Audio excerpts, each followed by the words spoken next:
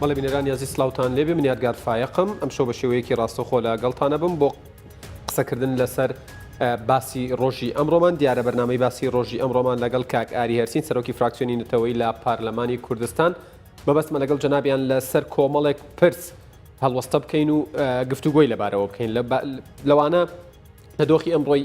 هەرێمی کوردستانەوە دەست پێ بکەین ئەوەی ئێستا لە هەرێمی کوردستانە گوزارێ بە دیاریکراوی لە سنووری پارێزگای سلێمانی چییە بۆچی بەم شێوەی لێهاتووە و بەرژەوەندی کێیە کە ئەم دۆخە لە هەرێمی کوردستان یاخود ئەوەی ئێستا هەیە کە وترێ خراپە خراپتر بێت و ئایا ئەبێت بەرپرسانی هەرێمی کوردستان چ لە پەرلەمان و چ لە حکوومەتی هەرێمی کوردستان چۆن مامەڵە لەگەڵ ئەم دۆخەیە بکەن و ڕێی لێ بگرن بۆەوەی تەشەنە بکات چونکە چەندین جارەمە دووبارە کراوەتەوە کە هەرێمی کوردستان لە بەردەم هەڕەشە و پیلانگێڕیدایە و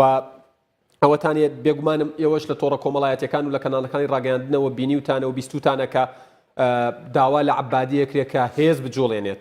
بە شێوەیەک لە شێوەکان بۆ هەرێمی کوردستان واتە ئەم کیانە سربەخۆیەمان زیاتر مەترسی لەسەر دروست بێت مەبەستمە قسە لەسەرەوە بکەم کە لە ئێستادا یەک ڕیزی نێوان پارتە سیاسیەکانی هەرێمی کوردستان چەند گرنگە و ئایا ئەگەر تا ئێستا ئامادە نەبوو بێتن لەسەر مێزێکدا بنیشن و گفتوگۆ بکەن ئێستا کە دۆخەکە ئاڵۆزتر بووە کاتی ئەوە نەهاتووە لەگەڵ یەکدا بنیشن ڕاشکاوانە قسە لەسەر یەک بکەن بڕیار لە داهاتووی هەرێمی کوردستان بدەن چ بە هەڵوەشانەوەی ئەم حکوومەتە و دەست لە کارکێشانەوەی چ بە بەردەوامبوونی چ بە هەڵبژاردننی پێشوەخت بۆ ئەوەی دۆخەکە کۆنتترۆل بکرێت و زیاتر لەدەست نەچێت و زیاتر ڕۆڵەکانی ئەم وڵاتە بڵێ نەبن بە قوربانی کاگاری هەرسین سەرۆکی فراکسیۆنی ناتەوەی لە پارلەمانی کوردستان سڵاوتان لێبێت من بەو پرسیارە ناباوە دەست پێ یەکەم ئەمەی ئەگوزارێت بە دید و تێڕوانینی ئێوە چییە؟ ئێوارە باش کاگەردگار سڵاو لە بینێران بە تاکید ئێمە لە فراکسیۆنی نەتەوەی یەکەم فراکسیۆن بووین وابزانام تام لە حسێش تەنیا فراکسیۆنێکین کە لە بەیاننامەیەکە ڕای خۆمان لەسەر ئەم ڕووداوانە نەخوازراوانەی دوێنێ ئەمڕۆ بۆ خەڵکی کوردستان ڕوون کردوێتەوە ئێمە پشتیوانێکی تاوی خەڵکی کوردستانەکەین لە داوا ڕەواکانیان بۆ خزمەتگوزاری سەرەتاییەکان و ئەو ئەرکانی کە لەسەر حکوومەتە بەرامبەر هاوڵاتی بەڵام لە چوارچێوەی مەدەنیەت و شارستانیەتە لە چوارچێوەی دیموکراسیە مەسئلەی ناڕزایی خەڵک لە حکوومەت شتێکی زۆر تەبیعیە لە زۆر وڵاتی دنیا ئەبێ بەڵام ئالیات هەیە بۆ گۆڕینی ئەو حکوومەتی ئەگەر ئیشی خۆی باش نەکە ئەوش بریتە لە هەڵبژاردن ئیتر پێویست ناکە نە بارەگا بسووتێنی نەبچیتە سەر خەڵکی نەخەڵکی تیا بکوژرێ اینجا ئێمە سەر ئەو پرسیارەی ئەوەی جەنابە ئێمە جاری تریش باسی ئەومان کردووە یەک ڕێزی لە هەرێمی کوردستان لە ناو حیزبەکانە زۆر قورس بووە هۆکارەکەشی زۆر ئاسانە لە برەوەی من و تۆ ئەگەر بمانەوێت لەگەڵ یەکتریان مفاوزە بکەین ئەبێ لە پێشە هەر یەکەمان لای خۆی ساخ کرد بێتەوە بەرامبەرەویتر بەڵام ئەم حیزبانی کوردستان بە تایبەتی بزوتنەوەی گۆڕان وێشتنی نیشتیمانی کوردستان مەبەستمە خۆیان لەناو خۆیانە وەحدەتی کەلیمەیان نییە یعنی یەک گوتایی وجودی نییە ئەگەر تۆ لەناو خۆتان نەتوانی ڕێبکەوی ئیترەچی لەسەر مێزی مفاوزە لەگەڵ خەڵکی ترا دانیشی چێڵی بۆیە ئەم حاڵەتی کە ئێستا لە کوردستانە هەیە من قەناعەتم وایە زۆر بەداخەوە تەمان ئەمە خەبەرێکی خۆش نییە بەڵام من قەناعەتم نییە یەک ڕیزی لە نێو بۆ معنایی کە تۆ وتە لەلایەن هەموو لایەنە سیاسیەکان بە تایبەتی ئەو پێنج لایەنە سەرەکی کە لە حکوومەتان شتێکی زۆر قورسێ لە ئێستاە بڵێ کاگاری مەبەستمە بێمەوە سەر پرسیارەکەم ئەمەی لە ئێستادا ئەگوزارێت لە سنووری پارێزگای سلێمانی و ئەمڕۆ بێگومانم خۆتان بینیوتانە لە کۆیە لە ڕانیە لە سلێمانی لە شار و شارۆچکە جیاوازەکان ینی داواکاری بۆ نمونە من بیرمە پارساڵ مامۆستایان ماوەی 2-3 مانگ زیاتر لەسەر جادە بوون لە سلێمانی یەک ڕۆژگازی فرمێسک ڕێژیان بەرامبەر بەکار نەهێنرا یا بڵاوەیان پێ نەکرا بەڵام ئەوەی ئێستا ئەگوزارێت بۆ نمونە بەکارێنانی فیشک بەکارێنانی فیشکی پلاستیکی بەکارێنانی گازی فرمێسک ڕێژ وەکەوەیە وترێت تەقەکردن لە هەردوو لاوە چ لە ناو خۆپیشاندەران چ لە ناو پارتە سیاسەکانەوە بارەگاکانیانەوە ئەمە پاشاگەردانیە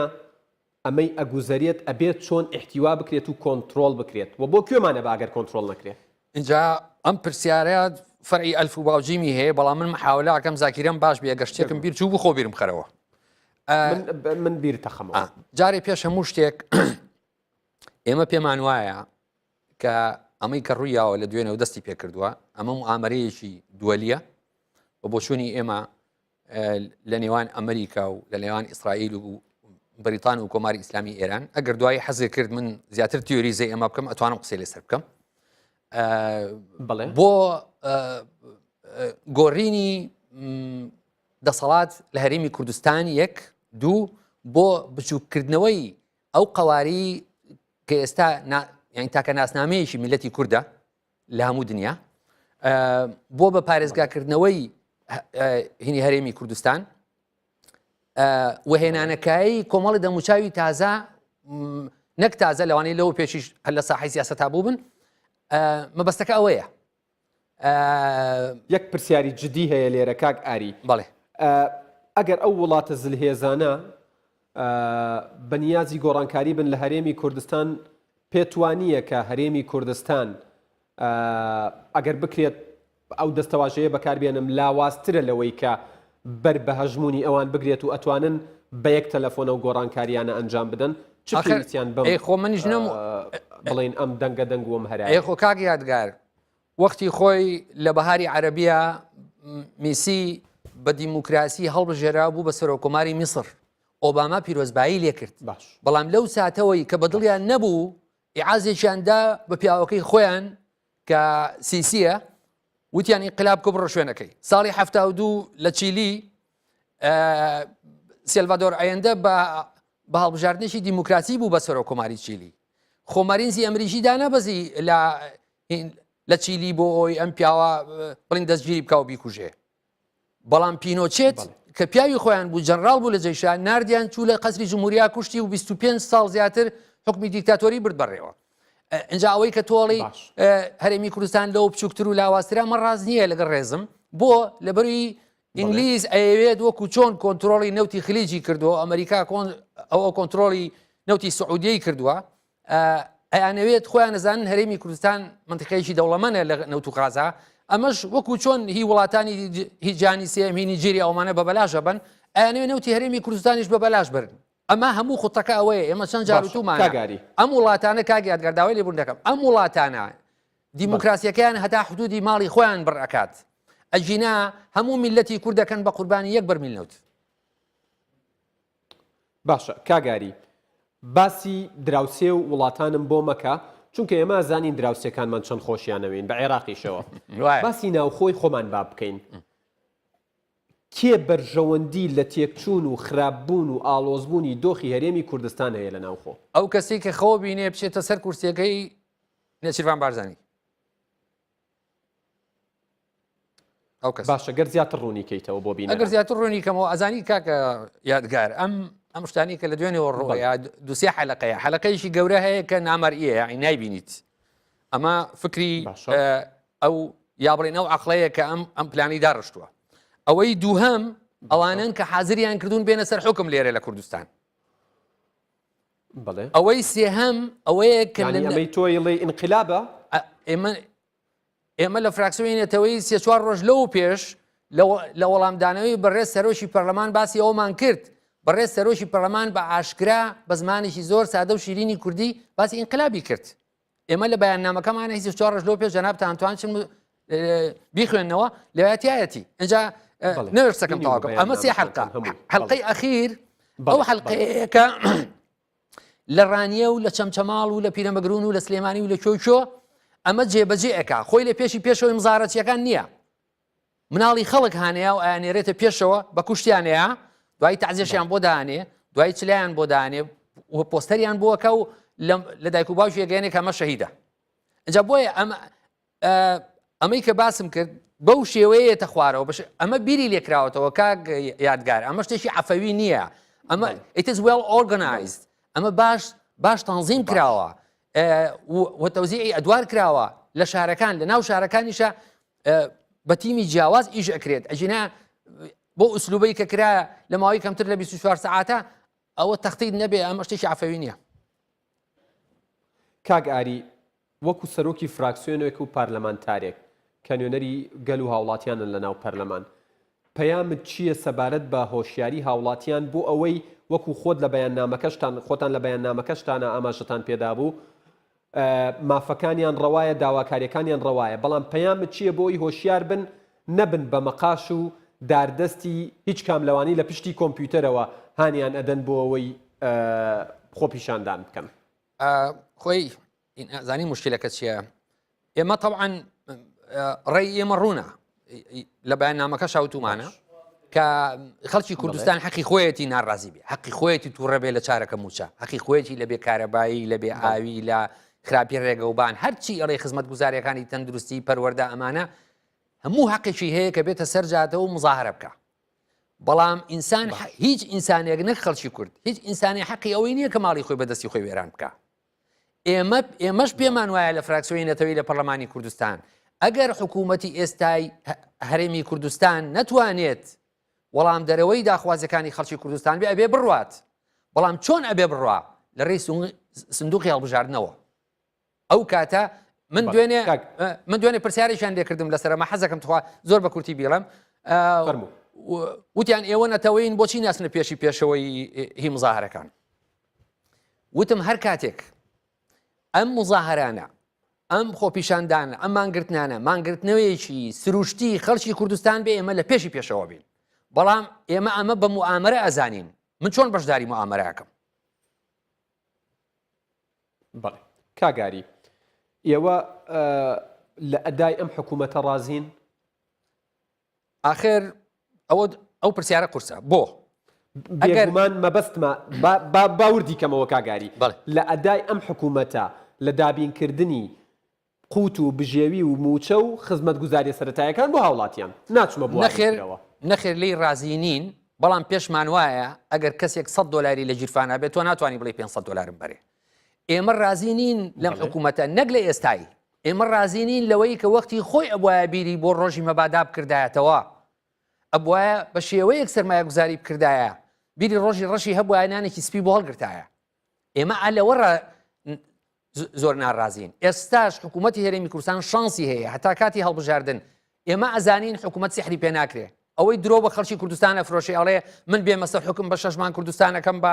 شامی شەریف و موچەی فولتان ئەمە درۆیەکی گەورەیە لە خەڵکی کوردستان ئاکرێ هەر کەسێ بهێنی بیکەی بە سەرۆکی حکوومەت هەر تیمێک بکەی بەجێگرەوەی ئەم کابینێ ئەم ئەنجومەنی وەزیرانە ناتوانێت سحر بکات پێویستی بە کات هەیە و پێویستی بە هاوکاری پەرلەمان و لایەنە سیاسیەکان و هاوڵاتیان هەیە بەڵام وەکو رازیبوون لە حکوومەتی هەرێمی کوردستان بە مۆزعی ئێستای ئێمە وەکو فراکسیۆنی نەتەوەی نەخێر رازینین بەڵام بە حکمی ئەوەی کە ئێمە فراکسیۆنێکی نەتەوەین دیسانەوە پێڵاوی خراپترین وەزیر و سەرۆک وەزیرانی کوردستان ناگۆڕنینەوە بە باشترین سەرۆک وەزیران و وەزیرێکی عەرەب کەواتە هەڵوێستان چییە لەسەر داواکاری هەندێک کەس ئەگەر هەندێک لایەن نەبێت لە عەبادی و لە ناو عێراقی هەندێک پەرلەمانتاری عەرەب کە داوایان کردووە عەبادی هێز بجوڵێن بۆ سنووری سلێمانی بۆ ئەوەی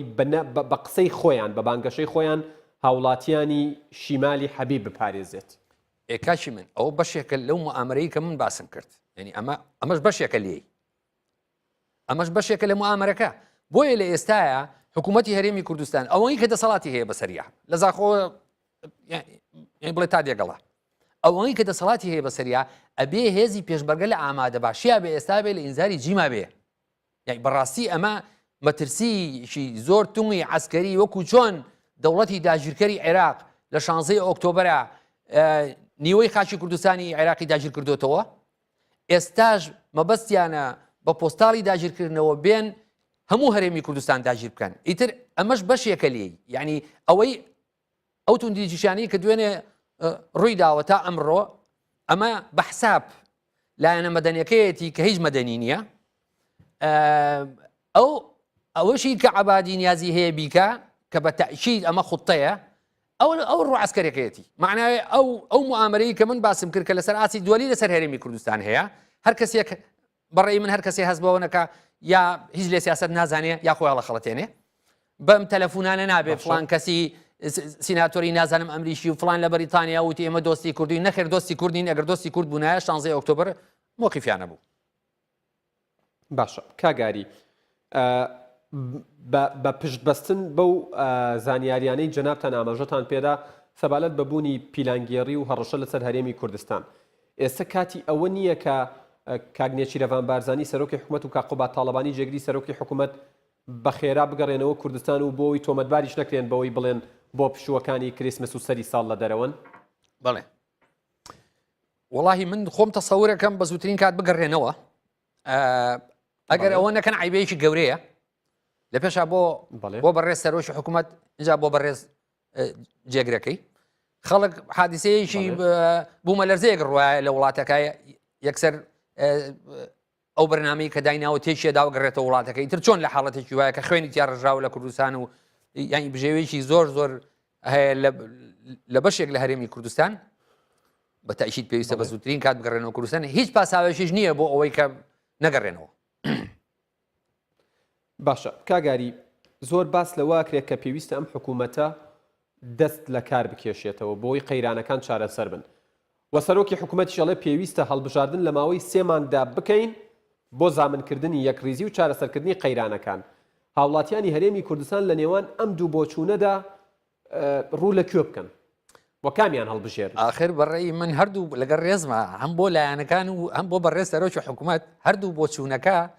دوورن لە منطق. جارێەوەی کاڵەیە بێم حکوومەتە بڕات با پرسیار بکەین ئەم حکوومەتە ئەڕوات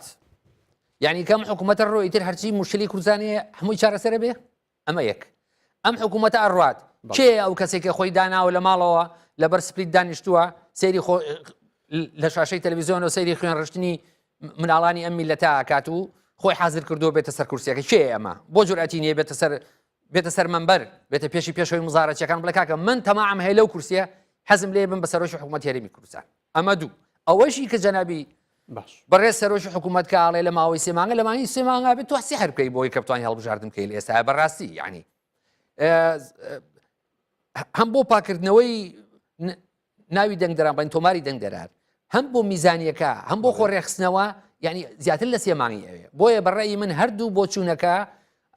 منطقی نین دوورن لەهینەوە یعنی لە شتی عەقلانیەوە. ئەی کەواتە بۆچوونە منطقیەکە لە ئێستادا کامەیە؟ جا من بۆچوونێکی منطقی هەڵە بەڵام خۆش مەزانم کە ئەو قسەیەم کرد ئێستا تاوادم بار مەکەن بەوەی کە من حەزم لێیە کوردستان تەقسیم بێ بە شەرتێک ئێمە تەنیا فراکسیۆنێکی نەتەوەین ئەوە یەکێکە لە پرسیارەکانی منیش کە لە بەیاننامەکەتان ئاماژەتان پێدا بەڵێ بە بۆچوونی من ئەگەر سەرکردایەتی یەکێتی نیشتیمانی کوردستان ئیتر هەر کەسێکە بە هەموو باڵ و ئەم شتانەوە لەگەڵ سەرکردایەتی پارتی دیموکراتی کوردستان لەگەڵ زوتنەوەی گۆڕان چونکە ئەم سیانە هەرسێکیان چەکیان هەیە بەنهێنی بێ بە ئاشکرا شتێکی ڕوونە کە هەرسێکیان هەیەە چەک کە بەدەست حیزب بۆ خەتەرە ئەگەر یەکێتی نیشتیمانی کوردستان پارتی دیموکراتی کوردستان و بزوتنەوەی گۆڕان ناتوانن گەرەنتی پێکەوە ژیانێکی ئاشتیانە بکەن چونکە ئەمە پێکەوە ژیانی هینی ئاشتیانە نییە ئەمەی لە دوێنێەوە ڕۆیە ئەگەر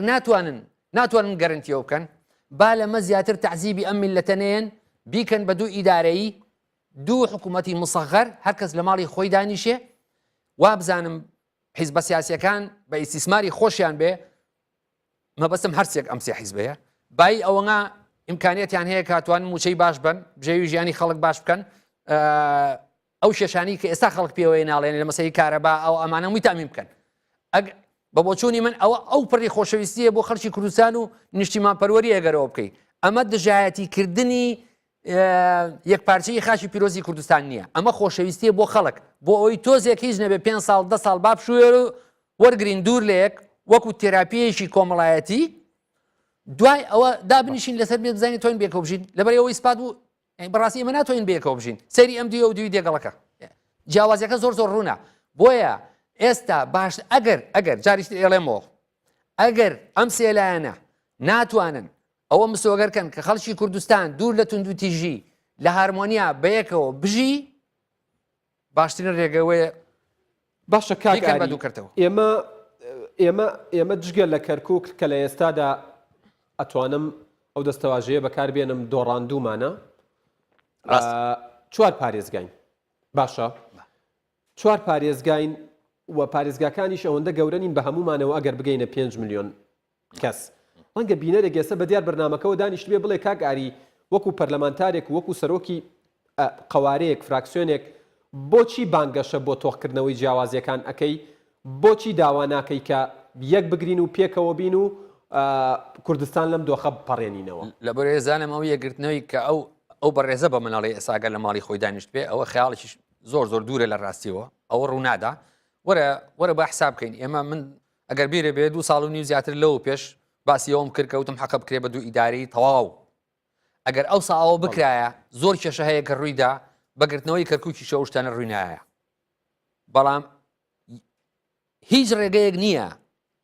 ڕێگەیەک نییە بۆ سەقامگیربوون بۆ دروستکردنی سەقامگیری لە هەرێمی کوردستان جگە لەوەی کە جای بکەیتەوە هیچ ڕێگەیشتر نییە بە بۆچۆنی من هیچ ڕێگەیشتر نییە ئازانی بۆ کاکا یادگار بە عەرزێکم هاوڵاتیانی هەرێمی کوردستان هیچ کێشەیەکیان لەگەڵ نییە لە بادینانەوە تا گەرمیان و خانەقین ئەگەر هاوڵاتیانی هەرێمی کوردستان یونیفۆرم بن ینی وەکو یەک بیرەکەنەوە ئەگەر یەک منتاڵیتێتیان هەیە زەحمەت نەبێ بۆچی سەیتەرە دائەنرێ کە من نەنوێنەری پارتیم نەوتە بێژی پارتیم فراکسیۆنەکەشم جیایە لە فراکسیۆنی پارتی بەڵام سەیتەرە دائەنرێ لە بینی سلێمانی بۆ چەمچەماڵ لە خەڵکە پرسن ئەگەر پارتیت دابەزە ئەمە دروستکردنی ڕق و چینەیە هەموو ڕۆژی ئەنقاڵەتی و بیرکردنەوەی لە دوای ڕاپەڕینەوە دروست کردووە کاک ئاری هەر حزبەکان نەبوون هەر حیزبەکان نەبوون هەر حیزبەکان بوون نابێ هەر حزبەکان چارەسەری بکەن ئێستا پێکەوە دانیشتن کاک یادگار حیزبەکان ئەخر بە قوربان ئێستا بۆ نمونە یعنی یەکێتی نیشتیمانی کوردستان لەژێر تەسیرێکی زۆر قورسی ئێرانایە یعنی ملیشی لەژێر چاکاری لە بەیاننامەکەشتان ئاماژەتان بەوە دابوو کە یەکێتی بە بەرپرسیارە زانن لە چ ڕوویەکەوە بەرپرسیارەتی یەکێتیە و بەرپرسیارەتی لە یەکێتی لە ئێسادا ئەبێت چی بکات ئەزانی مامەڵە لەگەڵ دۆخەکە یا بکات من بە پێچەوانەوە ئاڵێم ئێستا ینی بە پێچەوانەوە یەکەمەوە کە لە بەیاننامەکەش خۆی ڕاستیەوە هاتووە ئێمە هیچ گلەیەکمان لە یەکێتی نیشتیمانی کوردستان نییە بۆ بێ هەڵوێستی بۆ لەبەرەوەی یەکێتی نیشتیمانی کوردستان ساحێبی یەک گوتار نییە هەتا تۆ گلەی لێ بکەیت ئەگەر گلەی لەم باڵ بکەیت ئەڵێ خەتای باڵەکەی ترە ئەگەر لەم باڵیەکەی ئەڵێ هیچ یەک گوشکەکەی ترە من ئەڵێم ملی یەکێتی نیشتیمانی کوردستان لەژێر چەقۆی ڕەحمەتی کۆماری ئیسلامی ئێرانایە دیوار بە دیوارە ئەو منتیقەیە کە یەکێتی بڵێن حکومەتیاکە لەگەڵ کۆماری ئیسلامی ئێران ئەمە جگەلەوەی کە وەزارەتی ئایا ئەمە نابێ بە بۆ نمون ئەمە نابێ بە تۆمەت ڕەنگە بوون یەکێتیەکانیش بڵێن خۆ من نەوتووە نزیکە لە تورکیاوە ئێ باشە خۆ من نەموو یەکێتی پیاوی ئێرانە منەڵێم لەژێر چەقۆی ڕەحمەتی کۆماری ئیسلامی ئێرانایە یەکێتی نیشتیمانی کوردستان حیزبێکی شۆڕژێرە لەشکری شەهیدی هەیە ئەو ئەم هایل مەوجودەی کوردستان ئەم جیۆپۆلیتیکەی کوردستان ئەمری واقعان ناشرینەی کوردستان وای کردووە کە بینی پارتی لەگەڵ تورکیا و بینی ئەوان لەگە ئێرانە خۆش بێت لە جیاتیەوەی بینیان لە پێشا لەگەڵ یەکتریا خۆش بێت بە دوو قۆڵی بینیان خۆش بێت لەگەڵ ئێران و لەگەڵ تورکیا هەر یەکە بەجیامەکەتانە سەبارەت بە پارتی ئەڵێن پارتی وەکو گەورەترین قوارەی سیاسی خاو و بێهەڵوێستە ڕاستە ئەوەی یەکێتی دڕۆنکردنەوە ئەی پارتی بۆ خاو بێ ئەوەی پارتی شتێک هەیە هەندێک کەس لە ناو پارتی جاجار باسیەکەن بە شانازیەوە کە بە بۆچۆنی منەوە جێگەی شانازی نییە ئەڵێن پارتیە بێ زۆر درەنگ گەرمەوێ بەڵام کە گەرم بوو نازانم چیەکە ئەوانەکە ئەو دڵی خۆشکردنە ئەمە ئینسان نابێ شانازی بۆ بکە چکەوە هیچ هینێکی خلاقیەت و شۆڕژێڕەتی نایەڵێ لە حیزباگەر حیزبەکە وابێ ئەوە یەک یانی ملاحەزە فەرموو لە دوێنەوە تا ئێستا چی ڕوویداوە بە بۆچوونی من حەق بوو ئەو بەڕێزانی مەکتەبی سیاسی پارتی دیموکراتی کوردستان ئێستا بێنە سەرخەت ئێستا پرێس کۆنفرانسیە بگرن یعنی هەم لەبەر خەڵکی ئەو دی و دێگەڵە هەم لەبەر ڕەفیقەکانی خۆیان کە بارەگا سوتاوە هین کراوە و بەیانێک دەرکەن مووقفێکی ڕوون بە خەڵکی کوردستان بڵێن ئەم دوو دڵیەی خەڵکی تایە ئەزانی کاگە یادگار چەند سپیکولیشن یعنی چەند ئیدعاە هەیە لە ناو خەڵکە لەسەرەوەی کە پارتی وێشێتی بەنهێنی پەیوەندیان هەیە بەیەکە و ئیتفاقیان لەسەر چی کردووە و ئەمان ئەڵێن خەتای شێ و ئەو ئەڵێن خەتای شێ حەقە پارتی دیموکراتی کوردستان زۆر بە زمانێکی سادە و ڕوونی زمانی کوردی بێتە سەر مەمبەر قسەی خۆی بە خەڵکی کوردستان بڵێ هیچ یعنی واجبێتی لەبەری گەورەترین فراکسیۆنە ئێستا لەناو پەرلەمانی کوردستانە لە دێگەڵەوە هەتا زاخۆ بەدەست پارتی وێ کاکە باشە وەکو ڕۆژنامە نووسێک بێگومان لە ڕابردوودا ئێستا وەکو ڕۆژنامە نووس کار ناکەی پەیام و هەڵوێست و داواکاریت لە ڕاگەیاندن و کەناڵەکانی ڕاگەیاندن لەم دۆخەی ئێستا هەرێمی کوردستان پێداتیە پەڕێت چییە زۆر بە کورتی و کوشتی زۆر سپاس دەکەم باش من ناوی هیچ کەناڵێ نایەنم لەبەر ئێوە کاتا بێ بۆ بێگومان بۆ دژە ڕێکلام و ڕێکلام بۆ ئێوە باشە منیشەوەمەوێت هەرشتێکی نیشتیمانی هەموو ڕاگەین کارێکەوەیە خۆی نەکاتە تەرەف لە موامەراتی دووەلی کە لەسەر میلەتەکەی هیچ ئەگەرەوەی کرد ئیترینسانێکی نیشتیمان پەروەر نییە خۆی نەکاتە تەرەف لە منافەسەی بینی لایەنە سیاسیەکان لایەنی گەل هەڵبژێرێ ئاڵای پیرۆزی کوردستان هەڵبژێرێ خاشی پیرۆزی کوردستان و بەرژەوەندی خەڵکی کوردستان هەڵبژێرێ نەبێتە زمان حاڵ نەبێتە بڵنگۆی ئەو کەسانی کە ئەیانەوێ میدیاکەی ئاراستە بکەن بۆ مەرامی شخصی خۆی کاگاری هەرچین سەرۆکی فراکسیۆنی نەتەوەیی لە پارلەمانی کوردستان زۆر زۆر سپاس بۆ زانیاریەکانت سپاس بۆ ئەو کات و بوارەی بە ئێمە و بینەرانت بەخشی بەڵێ بینەرانی ئەزیز باسی ڕۆژ کۆتایی هات تا باسی ڕۆژێکی دیکە بە هیوای گەڕانەوەی سەقامگیری بۆ هەموو کوردستان ئێوە و کوردستان لە ئەمانەتی خوادا بن کاتێکی